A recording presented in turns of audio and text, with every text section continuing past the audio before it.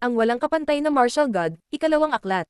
Kabanata 71, ano ang nagpapalagay sa iyong kwalipikado ka na kausapin ako ng ganyan? Tumiti si Linfang at tumingin kay Exisha. Tumanggo si Exisha at malamig na tumingin kay Xueni. Naglabas siya ng lakas ng pagpatay, tumangay ito sa kanya. Ang kanyang lakas ng pagpatay ay mas malakas kaysa dati, at naglalaman ng ilang lakas ng demonyo. Ito ay naging tunay na pagpatay. Kahit na si Linfang ay hindi isang high-level Holy Emperor at hindi kontrolado ang pagpatay na daw, naiintindihan niya ang buhay at kamatayan na daw. Ang kanyang intuition ay nakatulong sa kanya na maunawaan ito. Mukhang malungkot si Xueni, at sumulyap kay Linfang. Hindi niya kilala ang lalaking ito, saan siya nanggaling. At bakit kasama niya si Wowo? Si Wowo ay mukhang natulala. Hindi lamang malakas si Linfang, ngunit mayroon din siyang mataas na kakayahan sa pag-unawa, na nagpapahintulot pa sa kanya na tumulong sa iba. May tinulungan lang siyang maging high-level Holy Emperor. Sa isang maliit na mundo, ang gayong mga tao ay itinuturing na dakila at iginagalang na mga iskolar. Kahit sa Holy Shrine, nag-stand out lang sila. Hinahamon ulit kita. Sa pagkakataong ito, hindi na ako magiging kahihiyan para kay Sage Exi. Sabi ni Exi siya, tumalon pabalik sa entablado. Itinaas niya ang kanyang mga kamay at lumitaw ang pulang dugong pagpatay na chi. Ibang-iba ito sa dati. Dati, mukha lang siyang slayer. Ngayon, mukha siyang tunay na Diyos ng kamatayan. Si Xuening ay mukhang malungkot. Sa una ay masaya siya na siya ang nanalo, ngunit ngayon ay pinagalitan siya ni Linfang. Kasalanan ni Linfang ang lahat. Sana hindi ka na mawalan ng mukha. Sabi ni Xuening na ungol ng malamig. Mas lalo siyang nalungkot. Mahigpit na hawak ang kanyang sibat, umaban siya ng 3 hakbang at itinaas ito. Walang armas si Exisha. Umasa na lang siya sa sarili niyang lakas, sa kamao, at sa brutal niyang determinasyon sa pagpatay. Sa kanyang nakaraang labanan, si Exisha ay natangay sa pag-atake ng sibat ni Xueni. Ngunit ngayon, tinulungan siya ni Linfang na maging mas malakas. Siyempre, kahit na si Xuening ay isang cultivator ng tuktok ng low-level Holy Emperor layer, mas malakas siya kaysa sa ilang ordinaryong high-level Holy Emperors. Si Exisha ay isa ng bagong high-level Holy Emperor. Ang kanyang paglilinang ay hindi matatag. Sa makatuwid, pagkatapos makipaglaban ng ilang panahon, napansin ni Xuening ang isang depekto sa kanyang cultivation. Sinamantala niya ang kapintasang iyon at muling natalo si Exisha. Ngunit sa pagkakataong ito ay hindi ito kasing dali ng unang pagkakataon. Napilitan si Xuening na gamitin ang kanyang buong lakas para itulak si Exisha palabas ng stage. Oh, natalo na naman ako. Pasensya na po sir, malamang nadismaya kita. Sabi ni Exisha. Namumula ang kanyang mga mata, at nakaramdam siya ng guilt. Pero sa sinabi niyang iyon, pinagtawanan din niya si Xueni. Naiintindihan din ito ni Linfang sa ganoong paraan. Sa totoo lang, medyo nasiyahan si Exisha. Sa katunayan, si Exisha ay isa lamang sa mga tao ni Sage Exi, ngunit si Xuening ay anak ni Sage Shui. Ito ay isang malaking pagkakaiba. Nagawa ni Exisha ang isang mabangis at mahabang labanan laban kay Xuening, maipagmamalaki niya ang kanyang sarili. Ipagpatuloy mo ang mabuting gawain. Pumunta at matuto kay Sage Exi. Sabihin mo sa kanya na sinabi ni Linfang na gawin mo ito. Sabi ni Linfang na matigang nakangiti. Tumanggo si Exisha at kinuyam ang kamao bago umalis. Tumingon si Linfang kay Xueni. May gustong hamanin ako. Pagmamalaki ni Xueni. Sasama ako. Sabi ng isang matandang lalaki na lumilipad palabas sa karamihan. Kahit na siya ay mukhang matanda na, walang nagpapatunay na si Xuening ay hindi rin kasing edad. Walang sino man ang maaaring maging isang teenager o young adult at maging isang espiritual na nilalang. Tumalon ang matandang lalaki sa entablado at inatake si Xueni. Kinokontrol ng matandang lalaki ang level 3 speed na daw. Inihagis ng matanda ang kanyang kamao sa dibdib ni Xueni. Inilabas ni Xueni ang lakas ng daw ng espasyo at oras. Nagbago ang espasyo sa ilalim ng kanyang mga paa. Kahit na kontrolado niya ang bilis ng daw, ang kanyang kaaway at siya ay pareho pa rin sa parehong espasyo. Napangiti si Xueni at inilabas ang kanyang kamao. Naglalaman ito ng ice chi. Ginamit ng matanda ang magkabilang braso para pigilan ang pag-atake ni Xueni. Malamig na ungol ni Xueni. Inatake niya ang espasyo gamit ang kanyang kaliwang kamay at winasak ito, pagkatapos ay nagpatuloy ito sa paglipat patungo at bumangga sa mga braso ng matanda. Nadulas ang matanda at lumabas ng battle stage. Natalo ka, walang pakialam na sabi ni Xueni. Mukhang hindi masaya o malungkot ang matanda. Pinunasan niya ang dugo sa kanyang bibig, ikinulong ang kanyang kamao, at umalis. Ang matandang lalaki ngayon ay isang elder ng Holy Shrine. Sabi ni Wowo kay Linfang. Tumanggo si Linfang. Ang matanda ay medyo malakas, kaya ang kanyang ranggo ay hindi maaaring maging ganoon kababa sa Holy Shrine, ngunit ang mga elder ay mas mataas lang sa mga ordinaryong miyembro sa Holy Shrine. Lahat ng tao pwedeng sumuko. Walang makakatalo sa akin. Pagmamalaki ni Xueni. Ang pagkarinig sa kanya ay ikinagalit ng maraming tao. Siya ay nagagalit at nagagalit, ngunit ano ang magagawa ng mga tao? Natalo niya si Exisha at ang elder ng Holy Shrine. Pinatunayan nito na malakas siya. Ang isang matalinong tao ay nakakaunawa at nagpapasakop sa mga pangyayari. Wala kang anumang pagkakataon sa taong ito. Maaari kang pumunta bukas, ngunit mag-ingat, huwag mawalan ng mukha sa pagsisikap na maging prestihiyoso. 15 laban ang nakipaglaban ko at wala akong natalo kahit isa. Sa tingin mo ba ay magagawa ng mga tulad mo ang anumang bagay laban sa akin? Dahan-daang sabi ni Xuening. Napaka-arrogant niya. Naikuyom ng lahat ang kanilang mga kamao. Galit na galit ang mga tao, ngunit hindi sapat ang kanilang lakas para turuan siya ng magandang aral. Wala silang lakas ng loob na magsalita, dahil ayaw nilang masaktan siya o si Sage Shui. Nang makita ni Lin Feng na galit ang lahat sa paligid niya, umiling siya.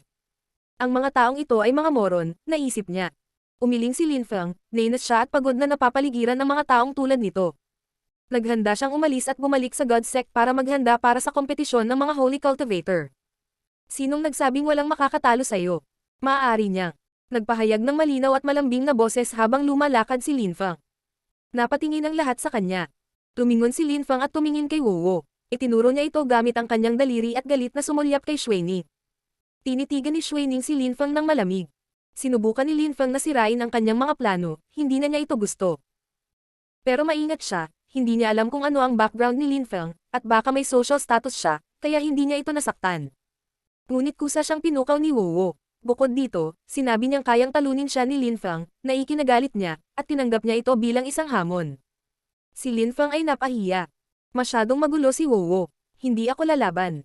Wala akong pakialam sa plato ng mga bayani. Huwag mo akong intindihin.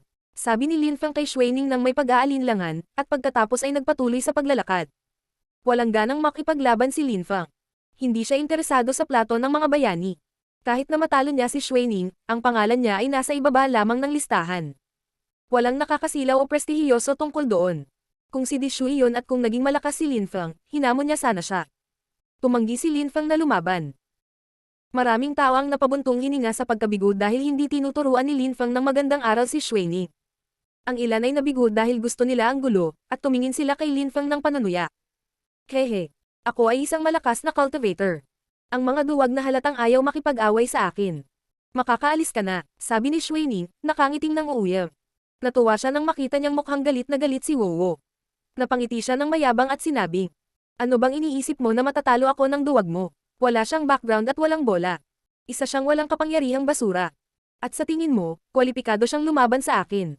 Hindi man lang isang karangalan na talunin ng isang mahina. Matalim na panunuya ni Xuening. Si Wowo ay nagpanganga ng kanyang mga ngipin at nanginginig sa galit. Ngunit ano ang magagawa niya laban kay Xuening? Xuening, parang hindi kita hinahamon, pero hindi dahil natatakot ako sa iyo. Hindi mo kailangang maging provocative. Sigaw ni Lin Feng. Bakit naman? Pinis siya ni Xuening. Interesado siya sa sagot ni Lin Feng. Kusang loob niyang galitin si Lin Feng para ipahiya siya at si Wowo. May impresyon siyang hindi na kayang tumanggi si Lin Feng. Ngunit malinaw na naunawaan ni Lin Feng ang kanyang iniisip. Dahil hindi ka karapat-dapat na hamanin. Simpleng sabi ni Lin Feng, nakangiting malamig. Biglang tumigil ang lahat sa pagsasalita. Sinalakay ng katahimikan ang kalawakan. May mga nagpipigil pa ng hininga at napatingin sa kanilang dalawa. Sa pagsasabi niyan, pinahiya at pinukaw ni Lin Feng si Xuening. Gaya ng inaasahan, nang marinig ni Xuening si Lin Feng, naging malungkot ang kanyang mukha. Bakit mo sinasabi yan? Sa tingin mo qualified ka na kausapin ako ng ganyan? Galit na sigaw ni Xuening. Bakit mo ako tinatanong yan? Sa tingin mo qualified ka na kausapin ako ng ganyan? Sagot din ni Lin Feng, inilagay ito sa makapal. Lahat ay interesadong malaman kung ano ang susunod na mangyayari. Isang malaking laban. Gusto mo talagang mamatay. Sa wakas, hindi na napigilan ni Xuening, at sa sobrang galit, ibinato niya ang kanyang sibat sa dibdib ni Lin Feng. Ang walang kapantay na martial god, ikalawang aklat. Kabanata 72, mabangis na labanan. Ipapakita ko sa iyo kung ano ang lakas. Galit na sigaw ni Xuening. Itinuro niya ang isa niyang kamay kay Lin Feng. Naglalaman ito ng malamig na yin na uri ng tubig na daw na may lakas. Ang temperatura ay agad na bumaba ng husto. Isang kumikinang na asul na liwanag ang nagpapaliwanag sa buong entablado. Ang tanging dahilan kung bakit ka kumpiyansa sa sarili ay dahil mayroon kang malakas na background sa lipunan. Sa tingin mo kaya mong magsalita ng ganyan dahil anak ka ni Sage Shui. Mayroon kang napakalakas na background dahil pinaghirapan ito ng iyong ama. Hindi siya nagsumikap para umasa ka sa kanya sa buhay. Nalulungkot ako para kay Sage Shui na magkaroon ng isang anak na katulad mo. Panunuya ni Lin Fang. Itinaas niya ang kaliwang kamay, hindi mabilis o dahan-dahan. Ang kanyang kamao ay naging bola ng demonyo at itim na Demon Corpse Chi. Hinampas niya ito sa Water Fist Shuining. Dahil sa mga salita ni Lin Fang, umungo si Shuining sa galit, at pinakawalan pa niya ang Chi. Sa sobrang galit niya ay gusto niyang patayin si Lin Fang. Ang nakikita lang ni Shuining ay ang hitsura ni Lin Fang ay ganap na kalmado at kalmado. Kung alam ni Shuining kung gaano karaming laban ang napanalunan ni Lin Fang kahit na iniisip ng lahat na matatalo siya, magdadalawang isip muna siya bago siya ay provoke. Nagbanggaan ang kanilang mga kamao, at ang dalawang mandirigma ay napaatras ng 4 na hakbang. Agad naman silang umatake ulit. Itinaas ni Lin Fang ang kanyang kaliwang paa at pinakipot ang lakas ng itim na demonyo dito. Nagmistulang dragon ang kanyang paa sa mga sandaling iyon. Namutla ang madilim na aswal na ilaw ni Shuining sa ilalim ng kanyang sipa. Itinaas din ni Shuining ang kanyang kaliwang paa, napapaligiran ito ng matatalim na spike ng tubig. Nagbanggaan ang kanilang mga paa. Isang matalim na tunog ang kumalat sa hangin. Nakita ng mga tao ang itim at madilim na aswal na mga ilaw na nagkalat habang ang lahat ay naging puti. Binawi ni Lin Fang ang kanyang paa pabalik. Itinaas niya ang kaliwang kamay, at kumislap ang puting liwanag ng espada. Hawak na ngayon ni Lin Fang ang kanyang God's Sword. Mabilis siyang muling nagpakita sa harap ni Shuining at walang awang itinusok ang kanyang espada. Si Lin Fang ay isa ring cultivator ng espada, at naiintindihan niya ang mga espada. Kumbinsido si Lin Fang na kakaunti ang mga tao sa mundo na nakakaintindi ng mga espada pati na rin siya. Dahil kinuha ni Lin Fang ang kanyang God's Sword, inilabas muli ni Shuining ang kanyang asul na sibat at sumugod sa dibdib ni Lin Fang. Nagbanggaan at nag-intertwine ang mga puti at asul na ilaw. Nang maghiwa-hiwalay ang mga lakas ng mga nakaraang pag-atake, nakita ng mga tao na gumagamit sila ng mga sandata para lumaban. Hawak ni Lin Fang ang kanyang God's Sword sa kanyang kaliwang kamay.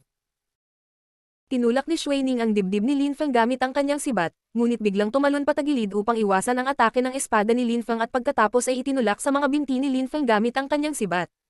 Ginamit ni Lin Fang ang kanyang kaliwang paa upang tumalon at bumangon sa hangin, pinutol ang kanyang espada. Nagtama ang espada at sibat. Isang malinaw na metal na tunog ang kumalat sa hangin, at ang bakal ng mga sandata ay kumikinang. Papatayin kita ngayon. Sumumpa si Shuining nang makita niyang wala pa siyang kalamangan. Siya ay galit na galit, at hindi gaanong kumpiyansa. Wala pang nakakalaban sa kanya ng ganito katagal hanggang ngayon. Hindi ka qualified magsalita ng ganyan. Sa tingin mo lahat ay natatakot sa iyo dahil sa iyong ama. Galit na sigaw ni Lin Fang. Tinusok niya ang kanyang espada at naglabas ng lakas ng espasyo at oras sa kanyang kaliwang kamay. Naramdaman ni Shuining na ang God's Sword ay naglalaman ng matinding espasyo at lakas ng oras. Sinampal ni Lin Fang ang kanyang espada gamit ang kanyang mga daliri at lumipad ito sa hindi kapani-paniwalang bilis patungo sa ulo ni Shuining. Hindi naman kinabahan si Shuining. Inihagis din niya ang kanyang asul na sibat, at naglabas ng lakas ng espasyo at oras gamit ang kaliwang kamay. Ang dalawang armas ay nasa magkaibang espasyo. Tinawid ng God's Sword ang espasyong kinaroroonan nito at mabilis na lumipat patungo sa ulo ni Shuining. Napakabilis ng paggalaw nito na hindi masundan ng mga mata ng mga ordinaryong tao. Ang pag-iwas nito ay mahirap. Ganon din ang nangyari sa sibat, gumalaw ito sa sarili nitong espasyo patungo sa dibdib ni Lin Fang. Naglalaman ito ng isang brutal at halos hindi matukoy na chi. Lumipat pa kaliwa si Lin Fang at itinaas ang dalawang kamay. Nagbago na naman ang espasyo sa paligid niya. Ang sibat at si Lin Fang ay nasa dalawang magkaibang espasyo. Hindi na madaling maabot ng sibat si Lin Fang. Ganoon din ang nangyari sa kanyang God's Sword. Lumipad ito sa ibang espasyo lampas kay Shuining at pagkatapos ay palayo ng palayo sa kanya. Naiwasan din ni Shuining ang pag-atake sa pamamagitan ng paghiwalay sa sarili mula rito. Parehong nabigo ang pag-atake. Naalala ni Shuining ang kanyang sibat sa kanyang kamay at ganoon din ang ginawa ni Lin Fang sa kanyang God's Sword. Pareho silang umalis sa magkatulad na puwang na kanilang kinaroroonan. Nagsisimula ng makaramdam ng kaba si Shuining. Si Lin Fang ay hindi kilala sa Holy Shrine, at matagal na niyang nagawang makipagkompetensya kay Shuining. Pinag-uusapan siya ng mga tao sa Holy Shrine. Bukod dito, si Shuining ay dapat na mas malakas kaysa kay Lin Fang, dahil naabot na niya ang tuktok ng low-level Holy Emperor layer, si Lin Fang ay hindi pa. Gayunpaman, ang kanilang labanan ay mahigpit, at imposibleng sabihin kung sino ang nanalo. Kaya bakit kailangang mag-alala si Lin Fang? Si Shuining ay hindi pa nakaharap sa ganoong sitwasyon. Nakaramdam siya ng pananakot ni Lin Fang, at hindi siya maaaring sumuko.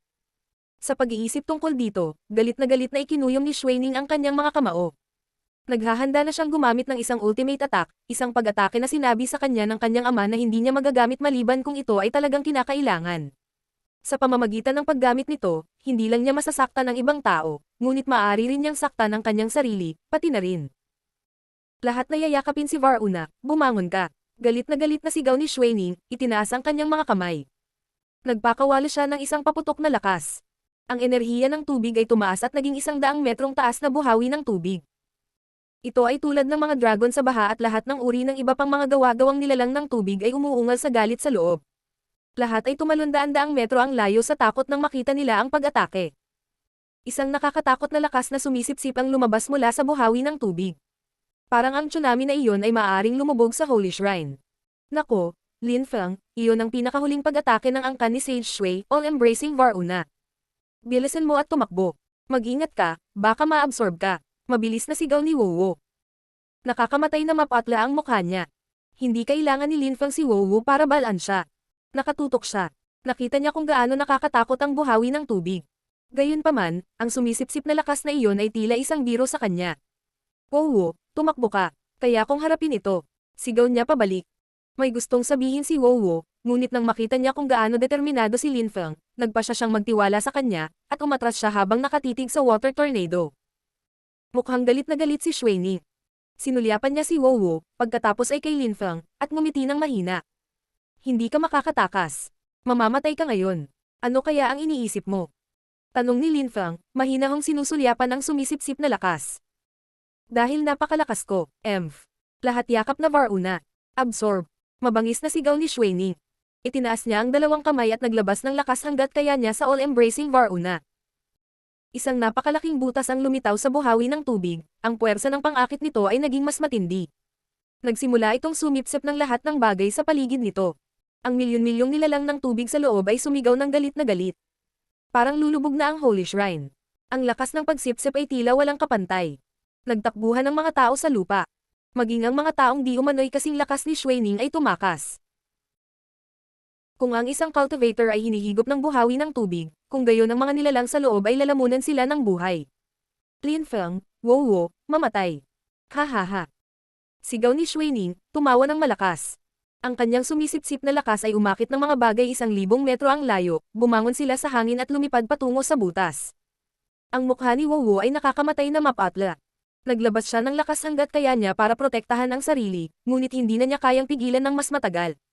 Sa tingin mo maaari kang manalo sa pag-ataking ito. Narinig ni Xuening habang siya ay tumatawa sa tuwa. Tumingin si Lin Feng sa kanya ng nanunuya, na ikinagulat ni Xuening. Sa likod ni Lin Feng, lumitaw ang isang mabangis na hayop na may 9 na ulo. Ang mga ulo ay parang 9 na magkakaibang dragon. Ang 9 na ulo na dragon ay umungal ng mapanghamon at nagpakawala ng nakakatakot na lakas. Ako, si Lin Feng, ay hindi nagamit ang aking espiritu nang hindi bababa sa 100 taon. Ngayon, ipapakita ko sa iyo kung gaano ito kalakas. Ang lakas mong sumisipsip ay parang biro katabi ng lakas ng pagsipsip ng aking diwa. Ang walang kapantay na martial god, ikalawang aklat. Kabanata 73, pagtungo sa lahat yakap na una. Ang 9 na ulo na dragon ni Lin Feng ay umungal ng buong ulo at inilabas ang lakas nitong sumisipsip. Mukha silang 9 na iba't ibang Diyos ng dragon. Sa paghahambing, ang mga nakakatakot na nilalang sa water tornado ay mukhang medyo cute. Kumalabog ang puso ni Xuening. Tumalsik ang dugo sa kanyang bibig. Alam niyang hindi na siya makakatagal pa. Ngunit ang mukha ay mahalaga, hindi siya maaaring mawala. Sa pag-iisip niyan, mas naging nakakatakot ang ekspresyon niya. Siya ay napaungol ng galit at nagpatuloy sa pagpapakawala ng lakas sa kanyang all-embracing Varuna. Nagbanggaan ang dalawang sumisipsip na lakas, ngunit kailangan ni Xuening na maglabas ng lakas para suportahan ang pag-atake. Ginagamit ni Lin Feng ang kanyang espiritu. Hanggat hindi siya namamatay, nandoon pa rin ang kanyang espiritu. Sipsipin lahat. Sipsipin ang lahat ng mga nilalang na iyon. Walang emosyong itinuro ni Lin Feng ang kanyang espiritu, ang kanyang mahabang itim na buhok ay lumilipad sa hangin. Ang kanyang espiritu ay nagpakawala ng higit pang sumisipsip na lakas. Ang sumisipsip na lakas ni Xuening ay nagbabalik kay Wowo, siya ay nasa pagitan ng dalawang sumisipsip na lakas. Ang presyon ay halos hindi matiis. Wowo, halika rito. Sigaw ni Lin Feng, itinaas ang kaliwang kamay. Wowo. Dahil hindi ko siya ma-absorb, i-absorb kita. Ha. Sabi ni Xuening. Napagtanto niya na ang kanyang all-embracing Varuna absorbing strength ay hindi kayang makuha si Lin Feng, kaya nagpa siya siyang tumaon kay Wowo. Akala niya ay maaapektuhan si Lin Feng, hindi niya alam na ngayon lang nagkita sina Lin Feng at Wowo. Ginawa ni Wowo ang lahat ng kanyang makakaya upang lumipat patungo kay Lin Feng. Hahawakan na sana niya ang kaliwang kamay nito, ngunit sa sandaling iyon, naglabas si Xuening ng mas matinding lakas sa paligid ni Wowo at hinayla siya pabalik sa kanyang all-embracing Varuna. Ah! Sagipin mo ako! Sigaw ni Wowo, nagbago ng husto ang ekspresyon niya. Naglabas siya ng lakas hanggat kaya niya para pigilan, ngunit hindi iyon sapat. Masyadong makapangyarihan ang sumisip-sip na lakas ng all-embracing Varuna. Hindi kayang makipagkompetensya ni Wowo sa isang tunay na Holy Emperor. Nagbago ang ekspresyon ni Linfang. Kahit na hindi niya kilala si Wowo, ayaw niyang may mangyari sa kanya, lalo na't gusto niya itong tulungan. Nakaramdam siya ng pagkakasala, at ang pagkakasala ay walang magandang epekto sa paglilinang. Sa pag-iisip tungkol dito, lumingon si Linfang. Ang kanyang siyam na ulo na espiritu ng dragon ay naglaho, at hinayaan niya ang kanyang sarili na mahigop ng all-embracing Varuna. Dumating siya sa harap ng pasukan ng vortex, hinawakan ang kamay ni Wowo at kinaladkad siya sa kanyang mga bisig. Pagkatapos ay hinayaan niya ang kanyang sarili na makaladkad sa butas ng all-embracing Varuna. Hahaha. Linfang. Tingnan natin kung hindi ka mamatay sa pagkakataong ito. Sigaw ni Xuening, tumawa ng baliw. Nawala si Linfang. Sino pa ang maglalakas loob at hamanin ako? Sabi ni Xuening, ikinulong ang kanyang mga kamay sa kanyang likuran. Sa sandaling iyon, tanging ang mga taong maaaring makipagkompetensya sa kanya ang nakatayo pa rin sa paanan ng yugto ng labanan, ngunit walang sino man ang nakakaramdam nito. Walang nang ahas. Tumawa si Xuening na parang baliw. Muli, walang nang ahas na lumaban sa kanya. Kahit na si Linfang ay nagbigay ng malaking banta sa kanya, ngayon siya ay nasa all-embracing Varuna, napapahamak. Nakatayo doon si Xuening na mukhang kahanga-hanga at kahanga-hanga, hawak ang kanyang sibat sa kanyang kaliwang kamay. Itinaas niya ang kanyang kanang kamay at ginawang mawala ang kanyang all-embracing Varuna. Gusto ni Xuening na manatili sa entablado ng labanan. Hindi pa tapos. Gusto niyang mas maraming tao ang hamanin siya, ngunit kahit na walang nang ahas na hamanin siya muli, masaya siyang tumayo roon at maghintay. Hindi napansin ni Xuening na sa di kalayuan, 4 na lalaking nakasuot ng iba't ibang kulay ang nakatayo sa tuktok ng pavilion. Kalmado nilang pinagmamasdan ang buong eksena. Wow Zurong, huwag kang mag-alala. Magiging maayos ang iyong anak. Sabi ng medyo binata, nakangiti sa isang lalaking nakasuot ng pulang damit na nakatayo sa tabi niya. Pulang-pula na rin ang mukha niya. Sa pagkakataong iyon, mukhang galit na galit ang lalaking nakasuot ng pulang damit. Napatingin siya sa lalaking nakablo na damit sa tabi niya. Pareho silang Sage, Wow Zurong at Shui Ganggang. Ang isa ay si Sage Wow, ang pinuno ng 4 na Sage, at ang isa ay si Sage Shui. Halos magkapareho sila ng ranggo. Ang kausap lang at nakangiti ay si Sage Exi, kilala rin bilang Song Zuang. Si Song Zuang at ang iba ay nakatayo doon buong hapon. Nakita nila si Linfang na pumunta sa Holy Shrine. Kung nasa panganib si Linfang, nasangkot si Song Zuang. Ngunit hindi nasangkot si Song Zuang dahil may tiwala siya kay Linfang. Ngunit si Wow Zurong ay galit na galit. Ilang sandali noon, gusto niyang makisali para iligtas ang kanyang anak, ngunit pinigilan siya ni Song Zuang. Sina Wowo at Linfang ay nasipsip ng all-embracing Varuna's vortex. Hindi na makita ni Wow Zurong ang kanyang anak, paanong hindi siya magagalit. Song Zuang, mas matanda ako sa iyo. Kung may mangyari sa aking anak, hindi kita pakakawalan. Sabi ni Wow Zurong, galit na ikinuyom ang kanyang mga kamao. Lumitaw ang apoy sa buong katawan niya. Matiyagang ngumiti si Song Zuang at umiling. Itinaas niya ang kaliwang kamay at naglabas ng pamaypay. Huwag kang mag-alala. Mapoprotektahan ni Linfang ang iyong anak. Ligtas siya. Sabi ni Song Zuang, nakangiti at pinapalamig ang sarili kasama ang kanyang tagahanga. Nagulat si Wow Zurong at nagtanong. Ang ibig mong sabihin ay ang batang lalaki na tumalon sa all-embracing Varuna upang iligtas ang aking anak na babae. Haha. Sa totoo lang, yung binata. Teka, makikita mo. Magugulat ka, pagkumpirma ni Song Zuang, na nakangiti kay Wow Zurong. Galit pa rin si Wow Zurong, ngunit dahil sinabi iyon ni Sage Exi, gusto niyang makita. Nagpasya siyang magtiwala kay Song Zuang sa ngayon. Walang sinabi si Fan Tiangang sa simula, kalmado lang siyang nanood. Sa loob ng all-embracing Varuna, ang espasyo ay walang hangganan, mayroong tubig at umuungal na mga hayop sa lahat ng dako. Ang mukha ni Wowo ay namumutla. Siya ay natakot at patuloy na nakakuyom ang kanyang mga kamao. Nakakunot noo siya, hindi matapang na tumingin sa mga halimaw ng tubig. Hindi nagulat si Linfang nang makitang natakot si Wowo. Siya ay isang walang karanasan na manlalaban, pagkatapos ng lahat. Hinawakan ni Linfang ang kaliwang kamay ni Wowo. Naramdaman ni Wowo ang kanyang paghipo, at ito ay nagpasaya sa kanya ng kaunti. Itinaas niya ang ulo niya at tumingin sa lalaking nakatayo doon. Nabawasan ang takot niya kahit papaano. Dadalhin kita sa isang lugar. Sabi ni Linfang. Naglaho sila mula sa loob ng all-embracing Varuna. Sa isang kisap mata, napagtanto ni Wowo na siya ay nasa isang asul na mundo ng bituin, sa isang landas sa gitna ng mga bituin. Sa harap niya ay isang napakagandang palasyo. Linfang, nasaan tayo? Tanong ni Wowo, hindi niya naintindihan. Huwag kang mag-alala. Ligtas ka rito. Sabi ni Linfang. Hindi niya sinabi sa kanya ang kanyang sikreto. Hindi niya ito gaanong kilala. Blue-green ox, halika rito. Sigaw ni Linfang. Nakita ni Wowo ang isang asul na baka na lumitaw, na naging matandang lalaki. Nagulat siya. Pagbati, guro. Sabi ni Blue-green ox, na kinuyam ang kanyang kamao. Tumango si Linfang. Medyo matatag na ngayon ang pagtatanim ng Blue-green ox. Handa na siyang magtrabaho para maging half-holy emperor ngayon. Guro, lahat ng iba pang mga hayop ay nakalusot din sa Supreme Holy King layer. Ang tatlong pangunahing ay nagsisikap na makapasok sa half-holy emperor layer.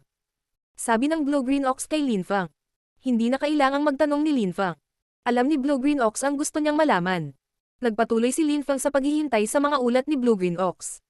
Siya ay higit na interesado sa dalawang tao. Alam ng Blue-green ox kung ano ang iniisip ni Linfang. Guro, ang mga asawa mo ay Supreme Holy Kings na. Ang dalawa sa kanila ay malapit nang makapasok sa half-holy emperor layer. Sa palagay ko ay magagawa nila ito sa loob ng 3 buwan. Sabi ng Blue-green ox. Nakahinga si Linfang nang marinig niya iyon. Narito, 100,000 bato ng Diyos. Magtabi ng 50,000, at ibigay ang kalahati kay Mengqing at Yuyu. Sabi ni Linfang, na nagbigay ng 100,000 maka-Diyos na bato sa Blue-green ox. Natuwa si Blue-green ox at kinuha ang mga ito. Si Wowo ay natigilan sa pagsaksi ng ganoong eksena. Nahulaan niyang kasal na si Linfang, at ang huling narinig niya ay nagpapatunay sa kanyang mga hula. Hindi nahulaan ni Wowo na may mga apo na si Linfang. Linfang, narito ang 500,000 maka-Diyos na bato. Ito ay isang regalo upang ipahayag ang aking pasasalamat. Iniligtas mo ang buhay ko. Maaari mong ibigay ang kalahati sa iyong mga lingkod at ang kalahati sa iyong asawa. Ang walang kapantay na martial god, 2 aklat. Kabanata 74, natalo ka. Si Wowo ay kumuha ng 500,000 maka-Diyos na bato habang sinasabi niya iyon. Mukhang humanga ang Blue-green ox. Hindi siya naglakas loob na kunin ang mga ito. Pagkatapos ng lahat, si Linfang ay hindi pa pumayag. Tiningnan ni Linfang si Wowo ng makahulugan. Nahihiyang ngumiti si Wowo, at tumalikod. Nag-isip si Linfang ng ilang segundo at tumango. Sige. Kunin mo sila, tumutok sa paglilinang.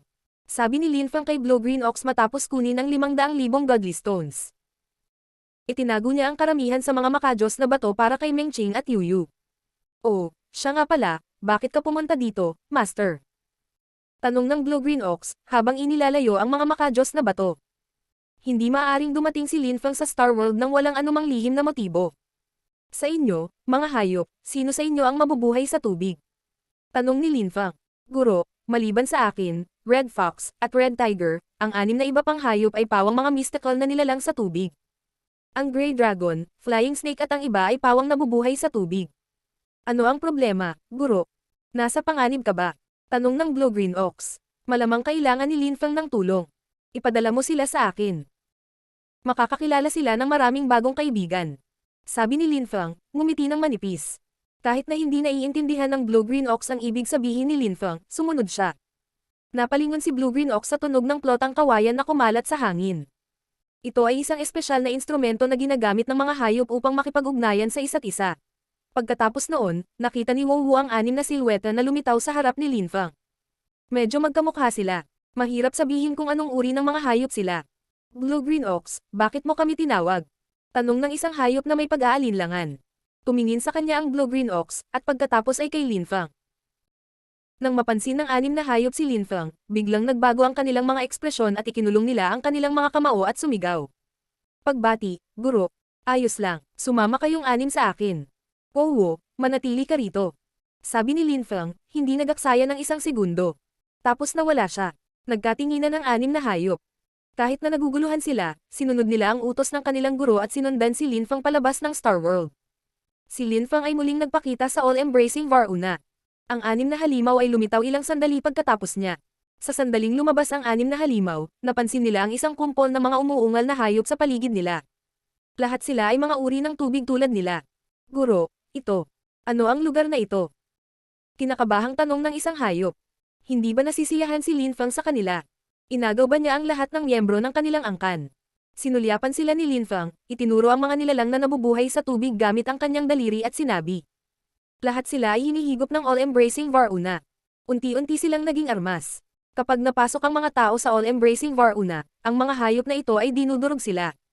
Sa makatuwid, iniisip kong matutulungan mo akong ibalik ang mga ito. Pareho silang type mo. Okay, naiintindihan ko, Master. Sabi ni Flying Snake nang marinig niya si Linfang. Ang Flying Snake ay naging kanyang bestial form, isang dambuhalang 100 metro ang haba, metro ang lapad na asul-berdeng ahas. Siya ay umungal at maraming lumilipad na ahas ang nagsimulang sumirit. Yung mga kapareho ko, sumama ka sa akin. Sabi ni Flying Snake. Nawala siya sa all-embracing Varuna. Lahat ng lumilipad na ahas ay nawala rin kasama niya. Sa isang kisap mata, humigit kumulang 10,000 hayop ang nawala mula roon. Umalis din ang dragon kasama ang lahat ng kauri niya. Pagkatapos noon, ganoon din ang ginawa ng 4 pang halimaw. Sa all-embracing Varuna, ilang libong hayop na lang ang natitira. Muling nawala si Linfang at bumalik sa Star World. Hinawakan niya ang maliit na kamay ni Wowo at nawala mula roon. Wowo, kailangan kong gamitin ang iyong lakas ng apoy. Sabi ni Linfang nang muling lumitaw sila sa all-embracing Varuna. Lumingon-lingon si Linfang sa tubig. Ang mga hayop ay hindi na nagbigay ng banta sa kanila. Kung sinira niya ang enerhiya ng tubig, ang all-embracing Varuna ay magiging walang silbi. Agad na naunawaan ni Wowo kung ano ang gustong gawin ni Linfang, ngunit siya ay isa lamang half-holy emperor, hindi siya sapat na malakas. Ang all-embracing Varuna ay nilikha ni Xuening na mas malakas kaysa sa kanya. Huwag kang mag-alala tungkol sa iyong lakas. Ipaubaya mo na lang sa akin ang lahat. Mag-alala lang tungkol sa lakas ng apoy. Sabi ni Linfang, nakangiti nang makita niyang mukhang nag-aalangan si Wowo. Tumanggo si Wowo at tumutok sa pagpapakawalan ng lakas ng apoy. Biglang may lumitaw na apoy sa paligid ng kanyang kamay. Ang apoy ay naging 10 metrong lapad na bol ang apoy. Ito ay malayo sa sapat. Galit na sigaw ni Linfang. Itinaas niya ang kanyang kaliwang kamay at naglabas ng lakas, na tumago sa katawan ni Wowo. Biglang naramdaman ni Wowo ang isang hindi kapani-paniwalang lakas na dumadaloy sa kanyang mga ugat patungo sa kanyang mga kamay. Ang kanyang apoy ay biglang naging mas malaki at mas malakas. Pahinga. Galit na sigaw ni Linfang. Siya mismo ang naglabas ng lakas. Sinalakay ng apoy ang buong espasyo sa loob ng all-embracing Varuna at inilipat ang enerhiya ng tubig. Nakarinig silang dalawa ng pagsabog, at ang all-embracing Varuna ay bumagsak. Sa sandaling iyon, umubo ng dugo si Xuening at napabuga ng hangin. Bumagsak siya sa paanan ng entablado ng labanan, ang kanyang mukha ay nakamamatay na mapatla. Wala na siyang lakas. Itinaas ni Xuening ang kanyang ulo at biglang nakita sina Linfang at Wowo. Hindi siya makapaniwala sa kanyang mga mata. Paano? Paano ito posible? Paano ka makakalabas? Tanong ni Xuening. Nakakatakot ang ekspresyon niya. Siya ay namangha at galit na galit. Malamig na ngumiti si Linfang. Sinulyapan niya ang sibat ni Xuening, nakahawak pa rin sa kaliwang kamay. Ang kanyang sibat ay lumipad pataas at pagkatapos ay nahulog sa tabi ni Linfang. Nawala ang kanyang sibat at ang kanyang mukha. Natalo ka, dinuraan ng malamig si Linfang. Wala siyang masyadong sinabi, ang dalawang salitang iyon lang ay sapat na para ipahiya si Xuening. Hindi makapaniwala si Xuening. Sinira ni Linfang ang kanyang all-embracing Varuna. Nakatakas siya tapos sinaktan siya. Linfang, pumunta at isulat ang iyong pangalan dito. Sabi ni Wowo, habang itinuro ang plato ng mga bayani gamit ang kanyang daliri. Ang pagkakaroon ng isang pangalan sa plato ng mga bayani ay isang prestihiyoso at maluwalhating bagay. Maraming tao ang nangarap nito. Umaasa si Wowo na masisiyahan si Linfang na malagay ang kanyang pangalan sa listahan. Ang mukha ni Xuening ay namumutla. Ayaw niyang isulat ni Linfang ang kanyang pangalan sa listahan. Nakaramdam na ng kahihiyan si Xuening. Siya ay anak ni Sage Shui, paano siya matatalo laban sa isang hindi kilalang cultivator? Nakakahiya. Malinaw na narinig ng 4 na sage si Wowo. Tumiti si Wo Zurong. Alam niya ang ibig sabihin ng kanyang anak, siya ang kanyang ama. Nagsisimula na siyang mahulog sa kanya. Inaasahan din ni Song Zhu ang naisusulat ni Linfang ang kanyang pangalan sa listahan. Ito ay madaragdagan ang kanyang pagkakataon na maging Holy Fifth. Ang 4 na sage ay tumingin kay Linfang, at naiinip na naghintay para sa kanyang sumagot. Nang marinig ni Linfang si Wowo, naintindihan niya ang ibig niyang sabihin, ngunit talagang hindi siya interesadong hamanin si Xuening. Natalo na niya si Xuening ngayon at tinuruan siya ng magandang aral. Hindi ko ilalagay ang pangalan ko doon. Hindi ako interesadong makipaglaban kay Xuening. Kung hindi niya ako tinulak hanggang sa limitasyon, hindi ako nakikisali. Tsaka napakababa ng ranggo niya. Parang ayaw kong nasa ilalim ng listahan ang pangalan ko. Kung si Xuening ang nasa unang hanay, baka iba ang iniisip ko. Sabi ni Linfang, nakangiting walang pakialam. Tinanggihan niya. Ang mga salita ni Linfang ay nagpaubo ng dugo kay Xuening. Nakakahiya. Tumanggi si Lin Feng na ilagay ang kanyang pangalan doon dahil nakita niyang masyadong mababa ang ranggo na iyon. Pinagtatawanan pa siya ni Lin Feng sa hindi paglalagay ng kanyang pangalan doon. Natutuwa si Xuening na mailagay ang kanyang pangalan sa plato ng mga bayani, kahit na kung saan ito naruroon. Hindi man lang interesado si Lin Feng. Ang desisyon ni Lin Feng ay nagpatawa sa mga pantas, ngunit ang kanilang mga pagtawa ay hindi pareho ang ibig sabihin. Tumawa ng mahina si Sage Shui, galit na nakatitig kay Lin Feng. Masayang tumawa sina Song Zuang at Fan Tiangang. Desidido si Lin Feng, at nakatakdang maging mas malakas. Tumawa at ngumiti si Sage Wu, nakatingin sa kanyang anak, ngunit walang nakakaalam kung bakit siya tumatawa. Papatayin kita. Habang tumatawa at nakangiti ang apat na sage, may narinig silang galit na galit. Pilit na bumangon si Xuening.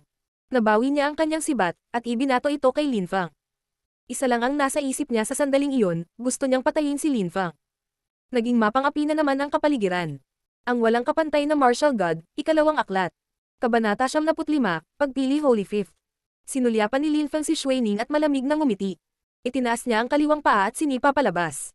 Ang panloob na lakas ni Xuening ay hamina ng husto, hindi na niya kayang makipagkompetensya kay Lin Feng. Sinipa ni Lin Feng ang sibat ni Xuening at agad itong lumipad palayo ng daan-daang metro ang layo.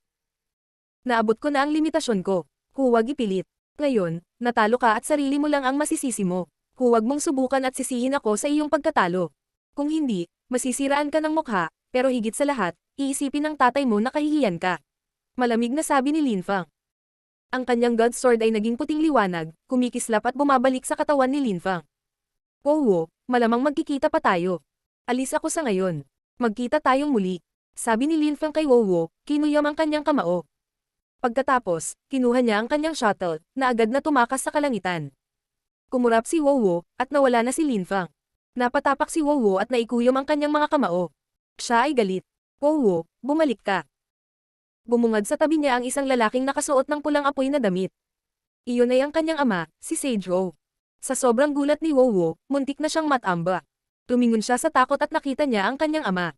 Palihim siyang lumabas ngayon, at nahuli siya ng kanyang ama. Tatay, ako. Sabi ni Wowo. May gusto siyang sabihin, ngunit pinutol siya ni Wo Zurong. Hindi na kailangan. Nagdulot ka ng gulo ngayon. Pag-uusapan natin ito. Ngunit sa ngayon, samahan mo akong umuwi. Walang pakialam na sabi ni Wo Zurong, hinawakan ang kamay ng kanyang anak at naghanda na umalis. Sage Wo, aalis ka na ba? Tanong ng isang tao habang naghahanda na silang umalis. Si Sage Shui iyon. Tiningnan niya si Sage Wo at Wowo ng masama, lalo na si Wowo. Galit na galit ang itsura niya. Kung may problema ka, pumunta sa GodSec para hanapin si Lin Feng.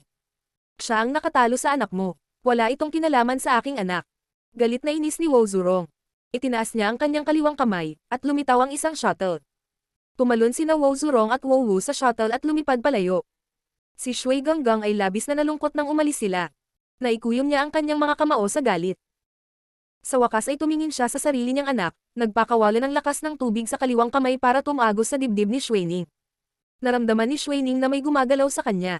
Hindi na masyadong mahina ang kanyang chi, at mabilis siyang nakabawi. Ang kanyang ama ay napakalakas. Tatay, nawalan ako ng mukha ngayon. Sabi ni Xuening na tumayo at yumuko, nag-abot ng kamao. Nakonsensya siya.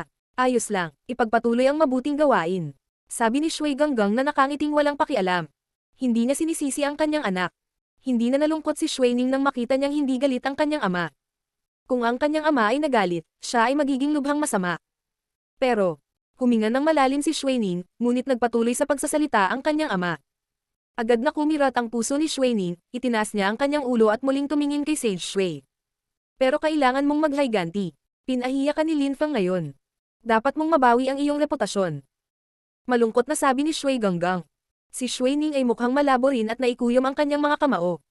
Tumanggo siya at sumigaw. Huwag kang mag-alala, padre. Babayaran ni Lin Feng ang presyo. Papatayin ko siya ng personal. Oo, naman. Sa loob ng ilang araw, ito ay magiging kompetisyon sa pagpili ng Holy Fifth. Ipapadala kita sa GodSec bilang panauhing pandangal. Nakangiting sabi ni Sage Shui. Nang makita ni Xuening ang kakaibang ngiti ng kanyang ama, naunawaan niya na malamang na miyembro si Lin Feng ng GodSec, kaya ngumiti siya ng malapad at tumanggo. Alam niya kung bakit ganoon ang ngiti ng kanyang ama. Si Wo Wu at Sage Wu ay bumalik sa kanilang palasyo. Tumawag si Sage Wu ng ilang tao para bantayan siya. Ayaw niyang lumabas siya ng patagaw tulad ng ginawa niya. Si Wo Wu ay mukhang malungkot at humingi ng paumanhin. Nasiyahan si Sage Rose sa reaksyon ng kanyang anak, at umalis sa kanyang silid. Si Wowu ay naguguluhan, gayunpaman. Bakit sinabi sa kanya ng kanyang ama ang tungkol kay Linfang? Sekta ng Diyos. Linfang, tingnan natin kung paano mo balak tanggalin ang isang prinsesa. Napabuntong hininga si Wowu. Pagkatapos ay tumawa siya at binalot ng tela ang isang bundle. Tatakas siya sa gabing iyon. Si Linfang ay nasa kanyang shuttle at lumilipad pabalik sa God's Sect. Kahit na isa siyang Supreme Elder, wala siyang matutuluyan. Pagbalik niya, buti na lang at malapit nang magsimula ang Holy Fifth Selection Competition. Kung si Linfang ay naging Holy Fifth, magkakaroon siya ng dalawang social status. Hindi lang siya magiging Supreme Elder sa God's Sect, magiging Holy Fifth din siya. Magiging malapit siyang konektado sa Holy Shrine, at hindi na siya magagawang ay bully ni Dishu. Kinailangan ni Linfang na gawin ang kanyang makakaya upang maging Holy Fifth, dahil hindi siya pinapayagan ni Dishu na makinabang mula sa kanyang mga pribilehiyo. Ang kompetisyon para sa pagpili ng isang Holy Cultivator ay nakakuha ng atensyon ng lahat, dahil ang mga Holy Cultivator ay isang reserba ng lakas para sa Holy Shrine. Ang mga Sage at Dhammapala ay nagsimula lahat bilang mga Holy Cultivator.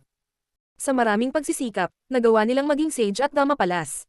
Ang ilang mga kalapit na rehiyon ay nagpadala din ng mga tao upang lumahok sa kaganapan. Marahil ito ang unang pagkakataon na lalahok si Linfang sa napakalaking kompetisyon. Siya ay magiging malalim. Kabilang sa mga maimpluwensyang grupo ng Supranatural Region, kilala ni Linfang ang God Sect, ang Holy Shrine ng Supranatural Region, ang Sword Sect, ilang malalakas na cultivator mula sa Zhongzuan City, at Demon Corpses Hill. Ngunit ang ilang Holy Shrine mula sa ibang mga rehiyon ay magpapadala rin ng mga tao, tulad ng rehiyong espiritual at rehiyong pilak. Hindi makapaghintay si Linfang. Marahil ay kabilang sina Duan Xinye at Qiu Yuzin sa mga miyembro ng rehiyon ng pilak, o maaari niyang itanong ang tungkol sa kanila. Si Zhu Bagyo ay mula rin sa rehiyon ng pilak, kaya kung dumating ang mga taong iyon, makakapagtanong din siya tungkol sa kanya. Tungkol sa Demon Corpses Hill, maaari niyang kontakan ng mga general ng bangkay ng demonyo gamit ang Demon Corpse Chi. Malamang na ipapadala ni Linfang si General Koi. Nagpalipas ng gabi si Linfang sa tuktok ng makajos na bundok, at tumingin sa mabituing kalangitan. Tahimik niyang ninamnam ang kapayapaan ng gabi. Pinag-aralan din niya ang pagkakaiba ng araw at gabi. Sa gabing iyon, naging mas malakas si Linfang. Kahit na hindi siya nag-aral ng mga bagong bagay, pinunan niya ang mga puwang sa mga tuntunin ng espasyo at oras na daw, at buhay at kamatayan na daw. Kinabukasan, maagang maaga, ipinaalam sa kanya ng ilang mga alagad na ang kataas-taasang elder ay nagkakaroon ng pagpupulong tungkol sa kompetisyon sa pagpili ng Holy Cultivator. Ang pagpupulong ay gaganapin sa parehong lugar gaya ng dati, sa pavilion sa tuktok ng makajos na bundok. Naghintay doon si Linfang para sa iba pang Supreme Elders at sa mga Holy Cultivator. Inaasahan ni Fan Shengjun ang mga bagay sa pagkakataong ito at nagdala pa ng ilang upuan. Sa ganoong paraan, walang magiging problema tungkol sa mga upuan. Unang dumating sina Fan Shengjun at Zuan Yuanmo. Nandoon si Linfang sa buong oras. Hindi alam ng dalawa na doon siya nagpalipas ng gabi. Pagbati, Uncle Linfang. Sabi ni na Fan Shengjun at Zuan Yuanmo, nakayuko ang kamay sa ibabaw ng kamao. Huwag kang masyadong formal. Wala akong pakialam sa titulong Supreme Elder. Sagot ni Linfang, nakangiti sa kanilang dalawa. Paanong walang pakundangan at bastos? Hindi ka interesado sa titulong Supreme Elder. Pagkatapos ay ibigay mo ito. Sigaw ng isang tao pagkatapos sabihin iyon ni Linfang. Ito ay Dishu, malinaw naman. Galit na galit ang itsura niya. Napansin ni Linfang ang isang pasa sa braso ni Dishu. Hindi ito isang masamang pinsala, ngunit gayunpaman, nasugatan siya ni Fan Tiangang. Hindi naniniwala si Linfang na nakipaglaban si Fan Tiangang kay Dishu para tulungan siya. Alam ni Linfang na nilabanan ni Fan Tiangang si Dishu para turuan siya ng magandang aral at pigilan siya sa pagsasaalang-alang sa lahat ng hindi niya napapansin. Malamig na ungol ni Dishu. Nagkatinginan sina Fan Shengjun at Zuan Yuanmo at awkward na ngumiti. Bakit labis na kinasusuklaman ni Dishu si Linfang? Hindi nila naintindihan. Kahit na ayaw kong maging Supreme Elder, ano ang kinalaman niyan sa iyo, Dishu? Bakit ka nag-aalala?